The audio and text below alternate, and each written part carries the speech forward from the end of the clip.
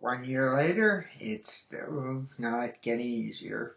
Should old acquaintance be forgot and never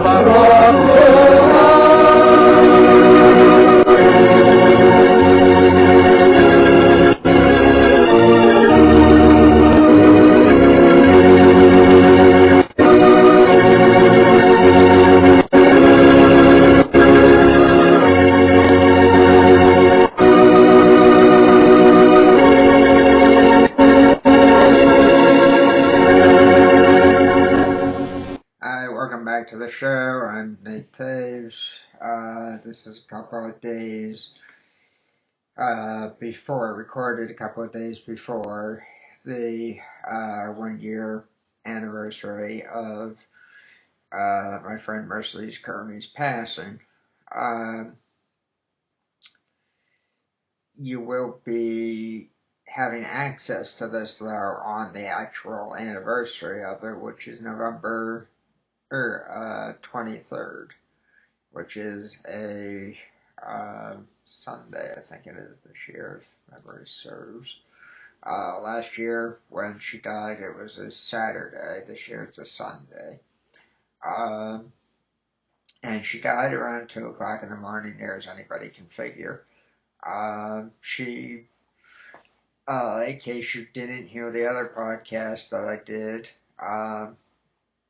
she had been out drinking with a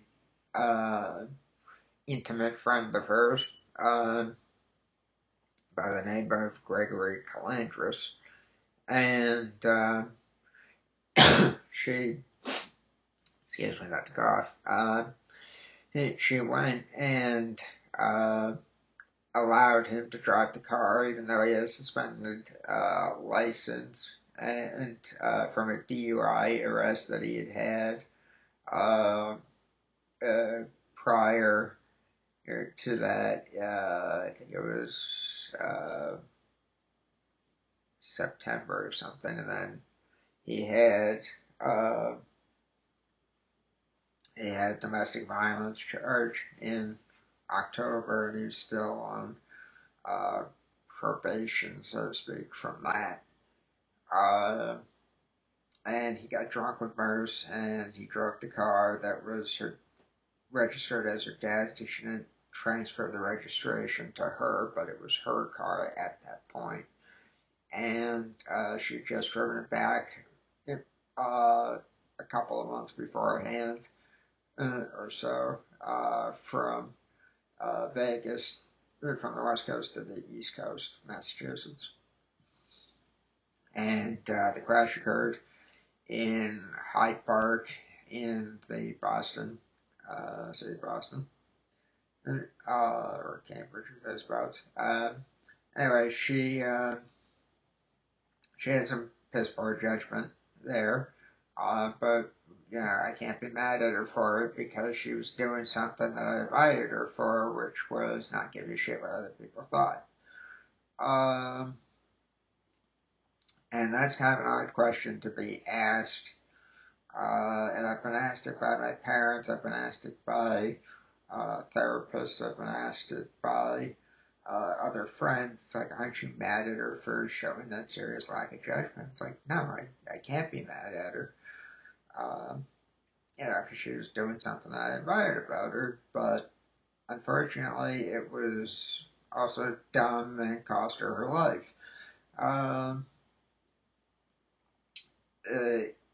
But, this stuff happens. And so the reason why I say it's not any easier 1 year later is that I still think about her a lot every day. There's at least one thing that I want to tell her about or talk to her about that happens either in my day-to-day life or some celeb event or them saying something stupid, doing something stupid, them dying, whatever it may be. And I can't talk to her. That's what happens when somebody dies. You lose the ability to have a conversation with them. Uh, I've been told by therapists and priests that, if you think thoughts, uh, she might be able to hear you wherever she is, or perhaps can you imagine what she would say? And as well as I knew her, I never quite knew her well enough to know exactly what she would say in a given situation. There's certain ones that it's obvious what she would say, like a friend of mine who was also a friend of Merce's.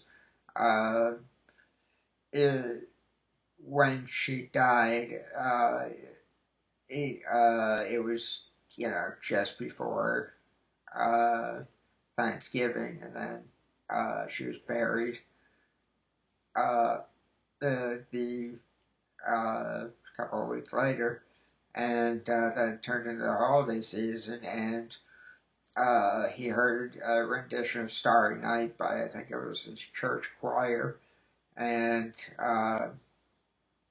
he said he shed a tear because he was thinking about verse.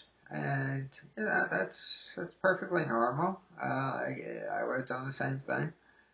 Uh, but knowing Merce the way that I did, the comment that she'd make is a joke one, which is, what made you think of me, round young virgin, mother and child? Uh, I know people that take offense at that joke, so I apologize if you take offense at that. However, that was kind of her sense of humor, was to do that kind of stuff, or call herself an angel from hell and stuff like that. Um, eh, so, there's that stuff. In regards to, again, why it's not any easier, is I keep having things that happen in my life or events that happen in the world around me, like some stuff that Juliet Barnacle uh, was posting on Facebook about Seinfeld thinking that he has autism, but uh, it, the way that it was put on the internet is that he is on the autism spectrum. He does not have an official diagnosis, though. So, without the official diagnosis, you can't say, I'm on the autism spectrum. My disability is such that it's like autism and or Asperger's, and those are both on the autism spectrum, but mine is not on the autism spectrum because it's kind of a hodgepodge of different disabilities that make up its own disability. Uh, yeah, so the Department of Mental Health or whatever it is that comes out with the criteria for what's the autism spectrum has not recognized NLP as being on the autism spectrum. Uh, so, uh, as much as I can say to somebody, my disability is akin to autism and Asperger's without being on the spectrum. Now, apparently, if I say I'm akin to it, I'm automatically on the autism spectrum, even though in medical books and criteria and on the internet and stuff, I'm not technically on that spectrum. So I thought that was kind of interesting, and that would be something that I would talk to Merce about. Or there was another post that she did about Glenn Beck from formerly Fox News Channel, now the Glenn Beck Network, uh, where he does his own show in Texas. Uh, it, he came out recently and said that he had some serious health issues going on when he was at Fox, and he was having problems with memory and this and that and the other. And yeah, they would essentially died if he didn't get the treatment that he inevitably got when he moved to Texas. So, excuse me, uh, that was kind of interesting. It caused, some people speculate about his health, how much of it is true, how much of it is self-inflicted, this and that and the other. I don't think that it's anybody's place to say that stuff. But as I reiterate the point, he had serious illnesses. And so Joey Barnacle posted on Facebook that he had a series illness. Not serious, series, as in a book series or a TV series or a mini series or a novella series. So that was rather interesting to see that. And if you saw how Glenn Beck's show ended on Fox, like I did, you would agree that you can't really correct her on the series illness versus serious illness. So, anyway, that was the joke that I had for it. And told to a few people, got some laughs and stuff. So, yeah, I would have been talking to Merce about that, telling her that kind of stuff, and probably having a good laugh with her if I did. I just can't imagine in my own head what kind of stuff she'd be saying for that. However, I can imagine what she would say about the Silent Night reminded my friend and her friend of her. Um, that that one I know right off the top of my head, but for the life of me, I can't think of what she'd be saying about the Julia Barnacle stuff. I mean, I can guess based on every time I talked to her about something with Julia Barnacle, she had certain phrases that she'd reuse. So I can imagine those, but the specifics pertaining to those specific postings, I can't imagine. And that's neither here nor there. It's just, it is what it is, So, let's see.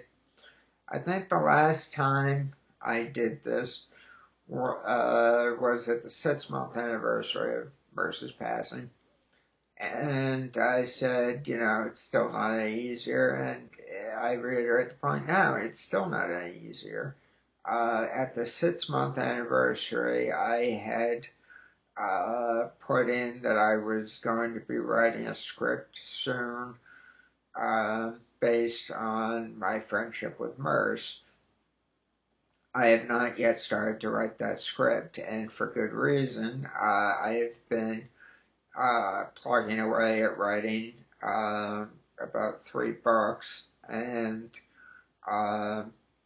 watching movies, podcasting, and everything else. So I haven't had time to sit down and write the script. So that's still forthcoming. And I know a couple of sections of it easily, so I can, at any point during this winter, and Lord knows it's going to be a long one, I'm going to sit down and, plug in the scenes that I know I can do. But then, I still have to figure out what are the other stories that I want to tell as part of that script. And I, for the life of me, I don't know why I'm laughing, it's kind of sick. For the life of me, I can't think of how to attack those stories as of yet. So, one of my other projects I'm working on in book form is to do a writing, or I call it a writing exercise, and hopefully a book comes out of it, uh, but it's to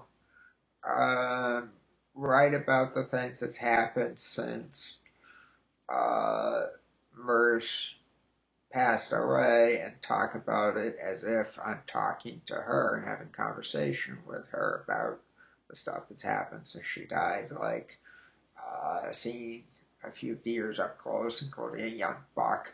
Her reared up and stayed in that position for a good minute and a half. And I locked eyes with the deer, and nothing happened, obviously, but it was something where it was like, yeah, that was kind of interesting. And that was a few days after Rose died. So there's stuff like that that happens.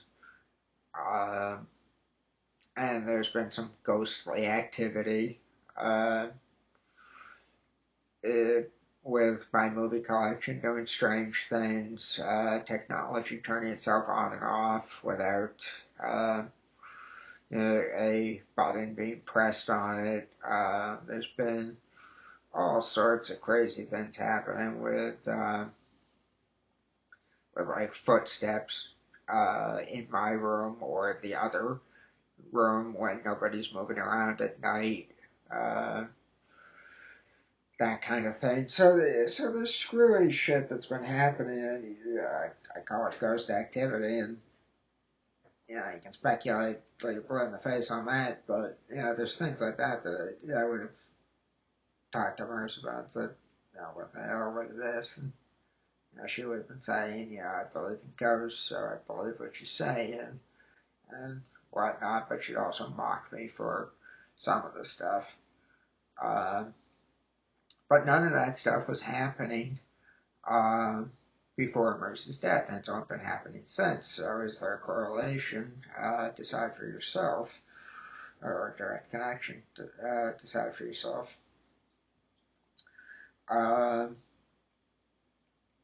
Yeah, so I'm just looking at my notes here. Um, there's that stuff. Now, in regards to uh, losing somebody that you're close to as a friend, uh, there's not really anybody that I know that's gone through this stuff. My mom did when she was a lot younger with a friend of hers who died of cancer when she was in her 20s. And, that took a toll on her for a while. And so, we still talk about that, comparing notes on, that she felt a certain way when that happened, and it corresponds with or correlates with how I feel about certain things around versus death. And I'm not quite as uh, crying, shall we say, as I was up to June of 2014. But it does make me sad when I look at by it being sad, I mean versus passing. Um, when I um, when I look at pictures, excuse me, of Merce on Facebook, be it ones that she posted or ones that other people post on her Facebook page or their Facebook page and tag her, and so it shows up on her Facebook page. Uh, it makes me sad because I remember how beautiful she was, how fun she was, and I get this strange sense of calm and quiet looking at the posts that are done on Facebook, and uh, I get sad and sometimes a little teary about it. Uh, but yeah, so that's kind of how it's affecting me at the moment. Um, if I go to try to talk to a friend about it, unless they were close to MERS as well, they don't really um, have that uh, experience, so they don't know what it's like, and they say, "Well, I haven't had that yet. Um, what's it? What's it like?" And the only thing I can say is that when it first happened, it felt like I got run over by a uh, high-speed train or a very large truck going very fast. Came out of nowhere and it hurt. Uh, so there's that.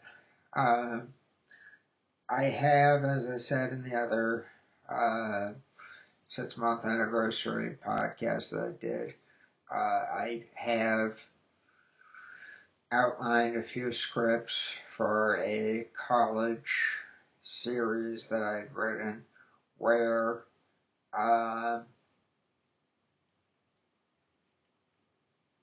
MERS had a few factoring in to a couple of them. And so there's that. Uh, the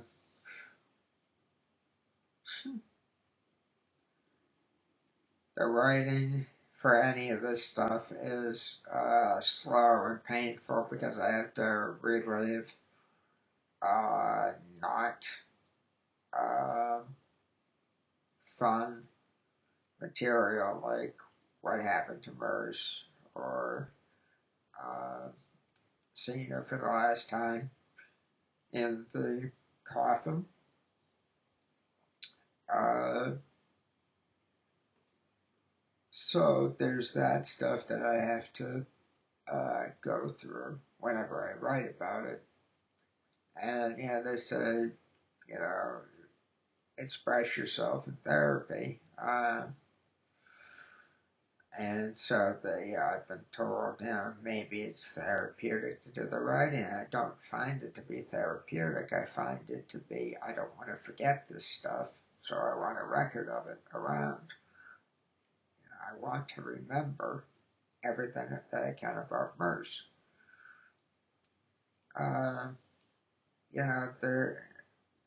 There are stories about MERS that are absolutely hysterical, but out of respect for her parents and rest of her family, I will not divulge them in a podcast. Um, However, I would write it into, and I have written a few into book form and script form. Uh, Again, notes for scripts. I haven't actually started writing the script stuff yet. But that's kind of the extent of the dirty stories. The fun stories is like going to the movie theater with her. The last trip I made to Vegas, which was a rather unfortunate one in hindsight, but the one fun part of the thing was going to see a few movies in HD theater, and one of the films was the Twilight film, and I saw that with MERS and my mom, and at some point during in the previews, we saw a preview for something, and the preview sucked in the editing of it, and so MERS, being MERS, yelled out at the top of her lungs, "What the fuck was that?" And I shrank into my seat, but I was laughing hysterically as well, because it was audible over the starting preview, and it garnered a laugh from a good part of the group in the theater, thankfully. But yeah, there's things like that that are fun, or going with her to. That's what I can tell here. I went to Barnes and Nobles with her one time when she was back visiting the East Coast for some reason or another. And when I went with her to Barnes and Nobles, she uh, went through the bookstore, and anytime she found a book that was about Obama or any part of his administration or healthcare or whatever, if it had a picture of Obama on the cover, she'd turn the book around so that all you'd see is the back of the book on the shelf. Uh, so I thought that that was kind of funny. And yeah, it's goofy, maybe childish, some people say, but, all in all, fun and funny. And, uh, unless you like Obama, of course, that's another story. Uh, I refuse to get political here. I'm just pointing out the different aspects of the story. Um, so there's stuff like that, was fun, or there's conversations talking about what happened in Twilight, if something was going to happen uh, with the novella, The Short Second Life of Bree Tanner, which was the novella that went in between, I want to say it was the second and third, or the third and fourth books, uh, somewhere in there. I forget which now, but it was essentially used part of the uh, in the film adaptions. Uh, so anyway, it was just things like that would cause me to laugh or uh, talk about her, that kind of thing. Uh, so that's the kind of stuff that I'm writing. That's what's going on. Um, Again, it doesn't get any easier. People say it gets easier as time goes on, but the first anniversary is hard, and the first anniversary was 6 months, and then the first year is hard, is what I've been hearing. According to some people, according to other people, the first couple of years is hard. Um, I don't know how much of that is true, other than the first year is hard. And, the reason why I'm doing a lot of harping here is that I'm trying not to cry, and I'm trying to be as fluent as I can with what I am saying about Merce and whatnot. That uh, when you lose somebody that you're close to, it's not easy, and then try to explain that to other people. Not any easier. What are you gonna do? So that's what I've been up to. That's what's going on. I like a lot of the postings that people put on Merce's Facebook page of pictures that they have of her from when she was younger with them, or even some recent quote unquote pictures that they had with her, or if you have somebody in heaven watching out for you, post this picture, or little things that they say about missing Merce. The only one I'm not sure about, and I don't knows I'd find it necessarily appropriate, but that it's on there. Somebody posted, I'm friends with this person, so I can't say their name, um, but this person posted that Verse was their first crush, and so they've been, kind of wishy-washy, crying about it and stuff, and I can't blame them for the crying, because the death came out of nowhere, and it scares you because it's somebody approximately your peer group, and somebody you liked and stuff, but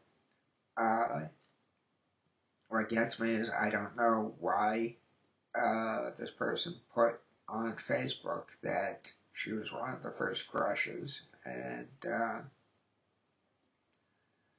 I don't feel that that's appropriate necessarily to put on Facebook. I think that uh, you know if you were an intimate friend of hers, and by intimate I mean sex.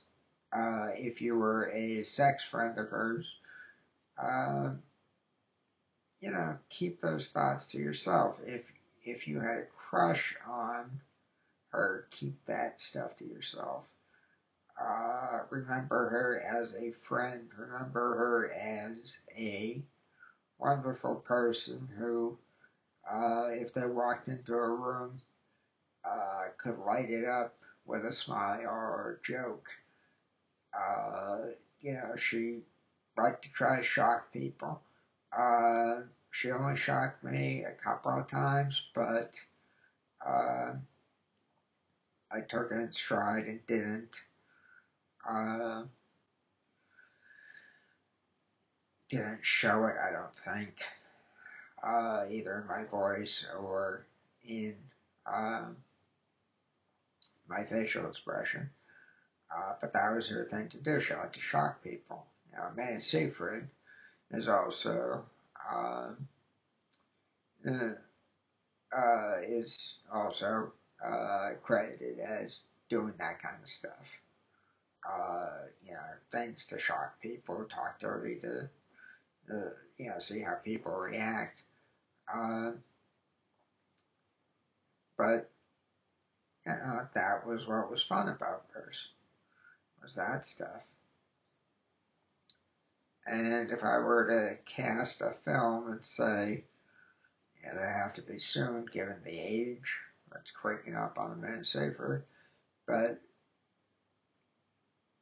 if I were to cast something in a film of Mercies of Life or something, I'd probably get a man safer to play the part.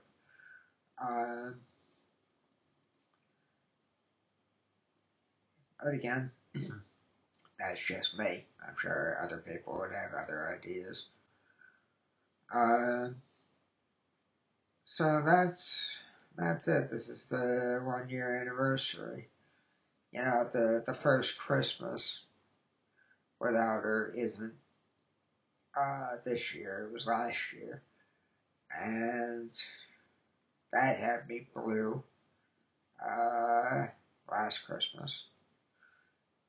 Uh, this year, I'll still wind up being quiet and all. Um, Basically, the last few months of the year are tough for me. At this point in my life, because of shit that happens. My dad gets ornery and downright impossible to deal with around his birthday every year, and that starts in August and runs until the end of the year. Uh, and he's like that in September, which is when he was born and when I was born.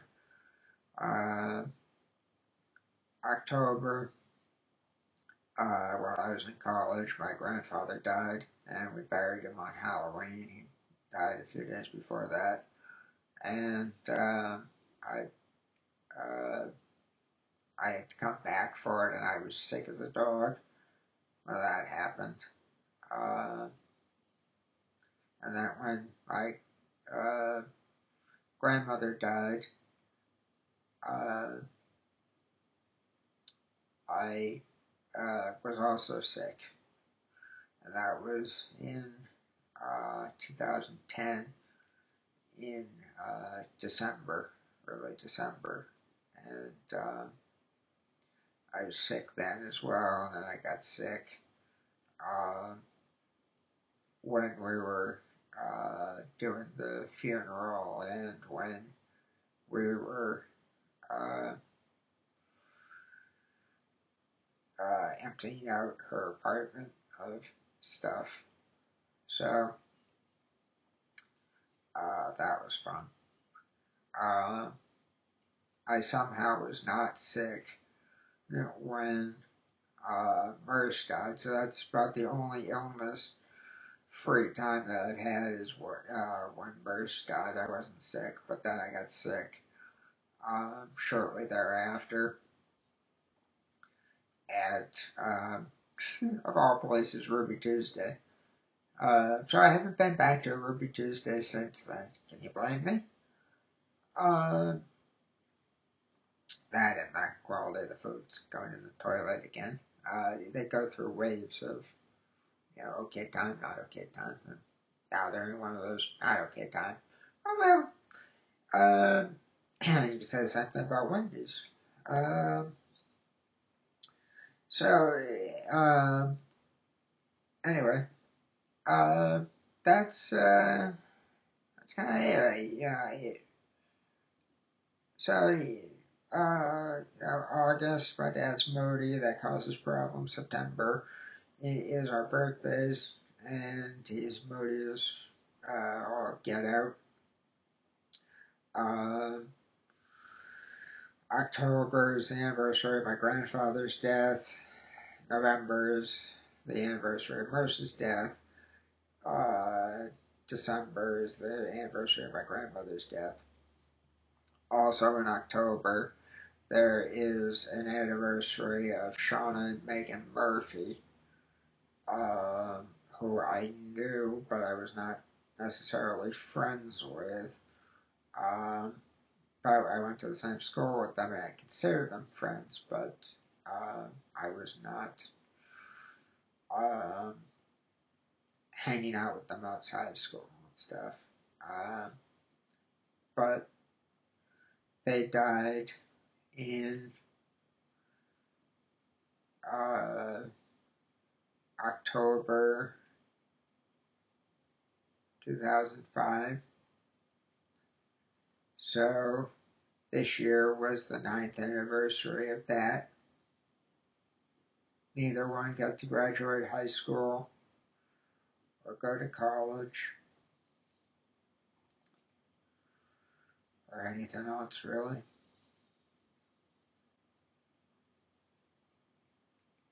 Uh, the connection between the two, I should point out, so that it's on record, and I'll say this uh,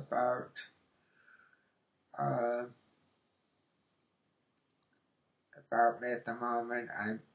I got that calm, kind of numb thing going on right now while I'm talking about this because there is a connection here, and that connection is that uh, it was drunk driving that killed Sean and Megan Murphy, and speed for that matter. And there was drunk driving that killed Merce. In both instances, somebody in the car survived. In the instance of Shauna and Megan Murphy, they were in the front seat and got killed. And the passenger that was in the back seat still survives. And she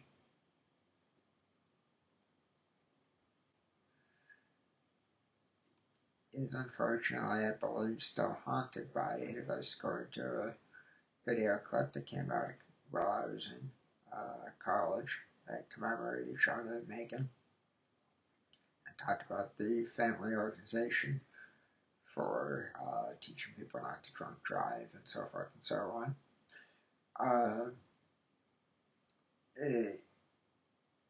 In Merce's case, the driver survived and the passenger, Merce, died.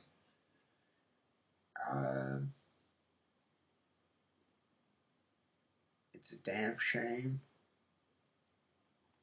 and they were all too young. Merce was 25. Shauna was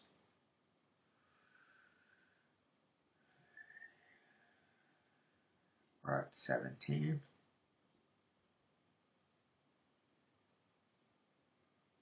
17 or 18. And Megan was a couple of years younger. So 15 or 16.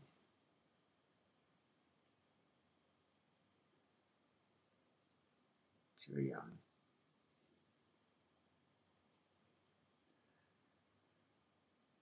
I know this sounds like I'm on a soapbox, so please forgive me, but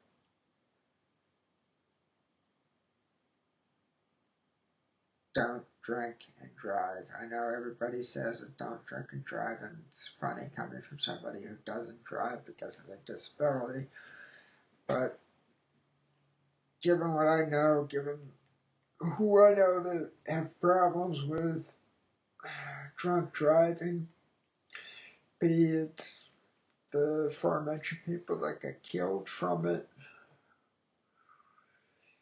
or the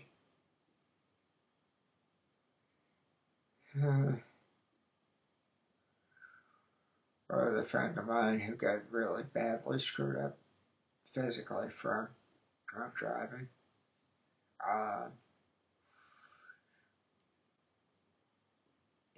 It's not pretty. You're taking your life into your own hands. Not that isn't the case anyway, but it's a lot more dangerous, a lot more stupid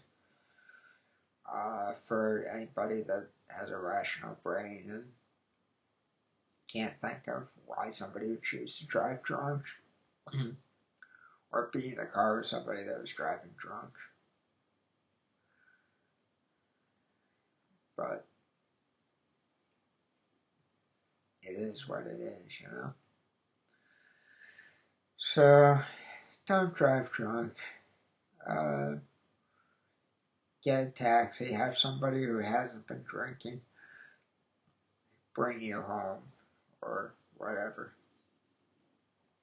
Or spend the night so you don't have to drive drunk, depending on what you want to do. Just be careful. I cannot emphasize that enough to the younger folks that hear this. Be careful what you're doing.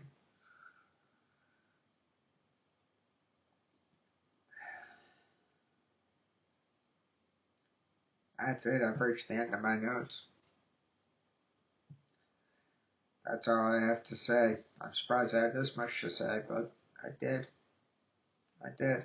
If anybody hears this and wants to hear some more stories about MERS,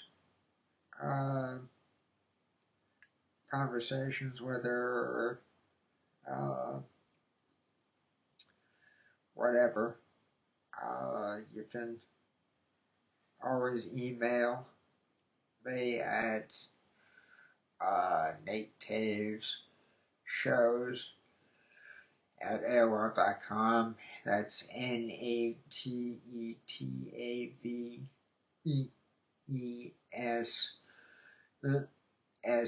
SHOWS at AOL.com.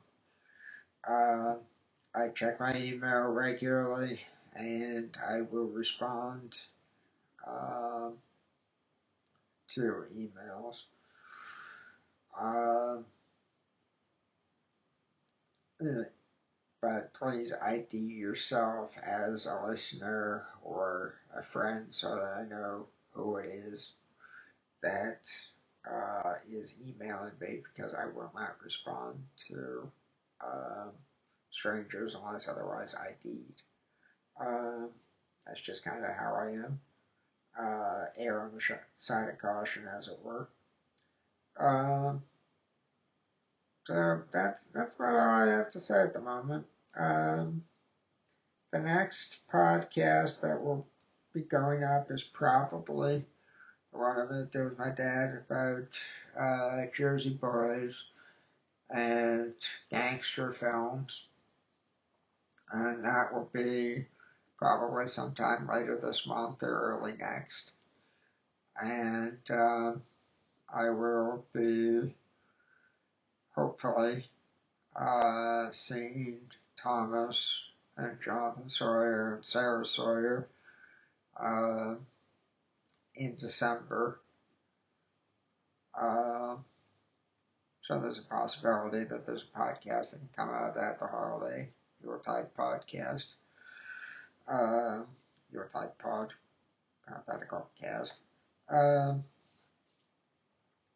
2014. I have nothing prepared for that, other than what I teased the last podcast that I did, which was Moving Violations, Episode 7, Bully, 2011, for Bullying podcast. And it's on YouTube. Please watch it. It is worth listening to, I think. And I believe so is this and any other ones that I've done. Sometimes they're funnier than others. This one's not very funny. But there are other ones that are funnier.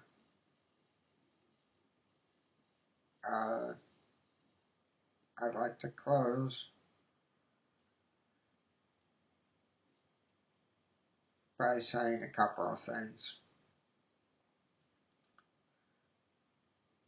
One is that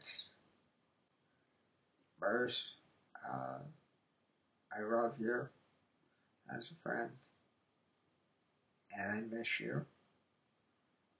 I wish you were here.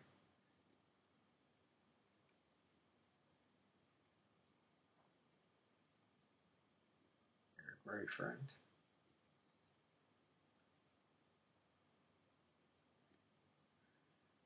The other is I would like to leave you, the listeners, with the poem that she had on the back of her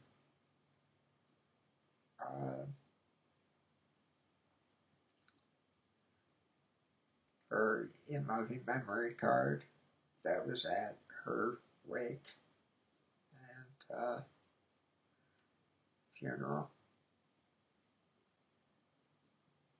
It goes something like this, and I believe, if I remember correctly, Merce picked this out as one of her favorite quotes. And it really does capture the way that she was. That said, here's the poem on the back of the memory card, or in memory card. Do not stand at my grave and weep. I am not there. I do not sleep. I am 1,000 winds that blow. I am the diamond glints in the snow. I am the sunlight on ripened grain. I am the gentle autumn rain.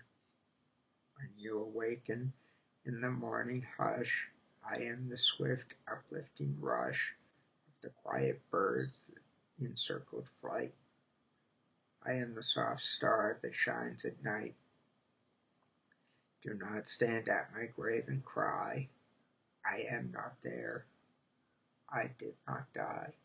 Should old acquaintance be forgot and never